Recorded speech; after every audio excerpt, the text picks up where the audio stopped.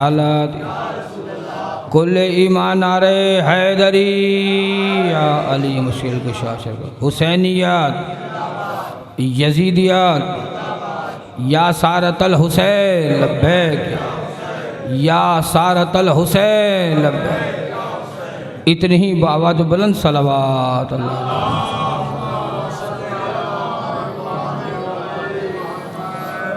ماشاءاللہ لا حول ولا قوة الا باللہ العلی العظیم اعوذ باللہ من الشیطان اللعین الرجیم بسم اللہ الرحمن الرحیم الحمد للہ رب العالمین الصلاة والسلام علی خیر خلقہ اشرف الانبیاء والمرسلین خاتم النبیین ابی القاسم محمد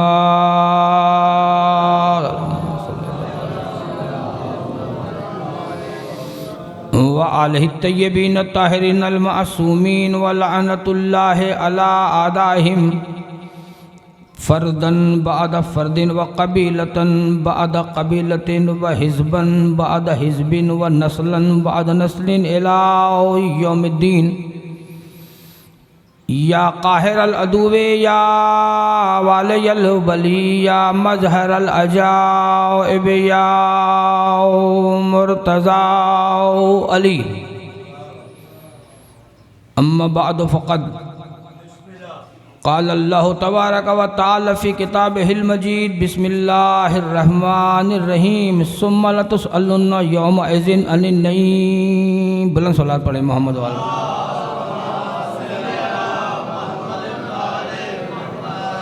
ایک بڑی تعداد میں عزاداران باب الحیاج موجود ہیں اور چونکہ حاجتوں کا دروازہ کھلا ہوا ہے اسے کل تک کھلے رہنا ہے خوش نصیب ہیں جو اپنی حاجات طلب کرنے کے لیے تشریف لائے ہیں میری دعا ہے مولا بانی فرسیدہ سید الفقراء بابا سرکار کرم حسین شاہ صاحب علی مقامہ سید لال حسین شاہ اس خانوادہ کے تمام گزشتگان کے درجات کو بلند فرمائے میرے برادر گرامی جناب قاسم علی شاہ صاحب فرزند شاہ صاحب پورا خانوادہ بڑے خلوص سے فرسیدہ کا اہتمام کرتا ہے آج 2 روزہ مجالس کا پہلا دن ہے جیسا کہ آپ نے سماعت فرمایا ذاکی شاعر بیت ظفر اقبال ظفر صاحب میرا اعلان کر رہے تھے آج کل مجلس اعزا کا ذاکرین کا پڑھنے والوں کا دار و مدار نظامت پر ہوتا ہے اور چونکہ میرا ناظم ممبر نے اعلان نہیں کیا تو اب میں اپنی مرضی سے پڑھوں گا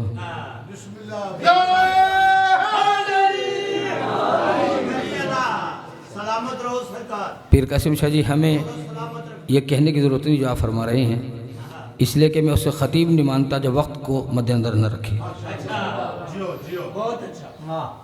جس آقا مولا کا ذکر ہو رہا ہے آج ان کے بابا سے کسی نے پوچھا تھا کہ سرکار قرآن کہہ رہا ہے کہ ثم لتسألن یومئذ عن النعیم ہمارے سارے ائمہ نے اپنے جد کی طرح جو پرچار کیا ہے نا دنیا میں وہ ولایت کا پرچار کیا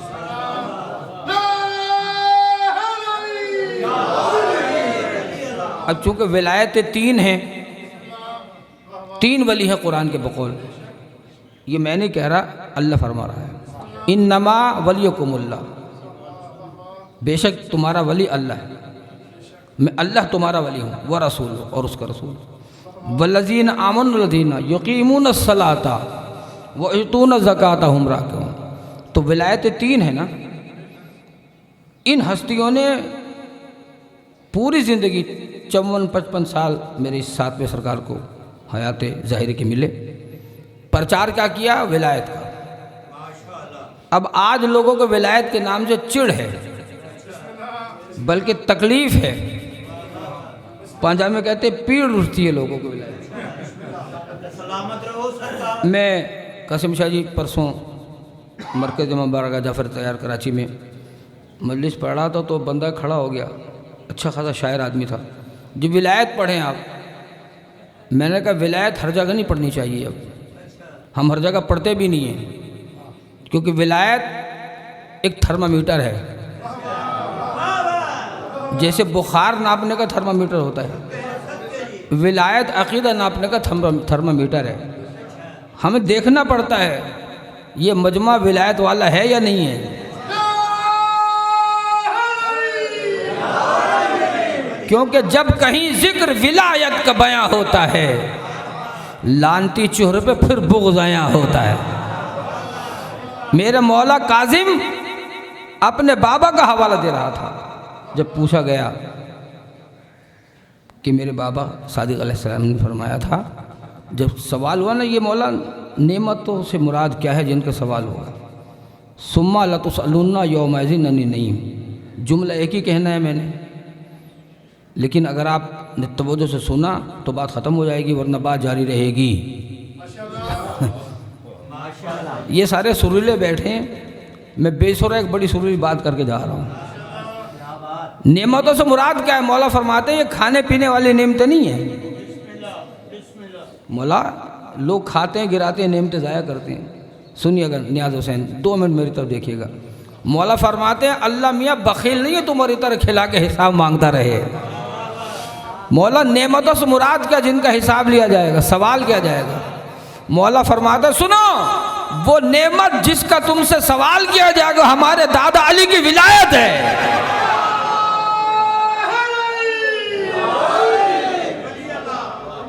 قید کاٹی، تشدد سہا، تکلیفیں اٹھائیں، ولایت کا پرچم بلند رکھا، بس دامن وقت حدید پیش نظر ہے۔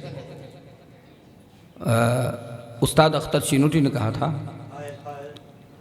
کہ قانون اٹل ہیں قدرت کے، انسان بدلتے رہتے ہیں، مہمان سرائے عالم کے، مہمان بدلتے رہتے ہیں۔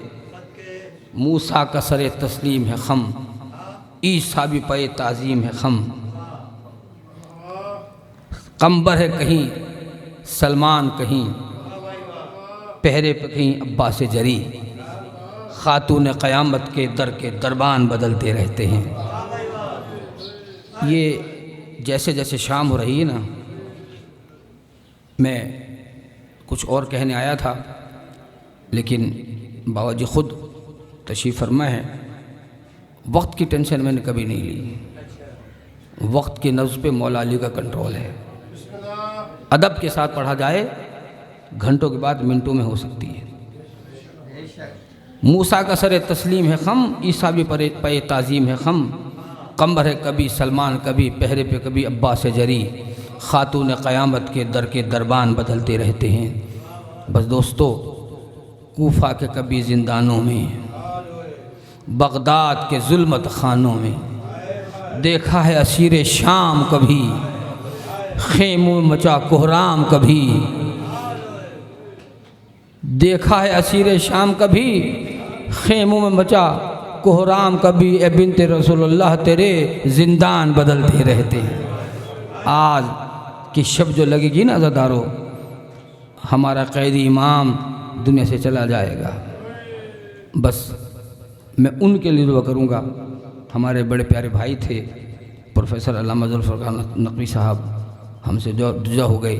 جتنے بھی مولا کے پڑھنے والے ذاکرین وائزین چلے گئے ہیں، مولا انہیں ان ایام میں جانے والوں کو جوار امام موسیٰ کاظم علیہ السلام علیہ مقام عطا فرمائے۔ شاید ایک روایت میں نے پڑھی، اگر اجازت ہے، کتنے چاہنے والے ہوتے ہیں مولا کے۔ یہ جو 14 سال کی قید ہے نا، ایک بڑے ذمہ دار عالم دین نے کہا یہ مسلسل قید ہے۔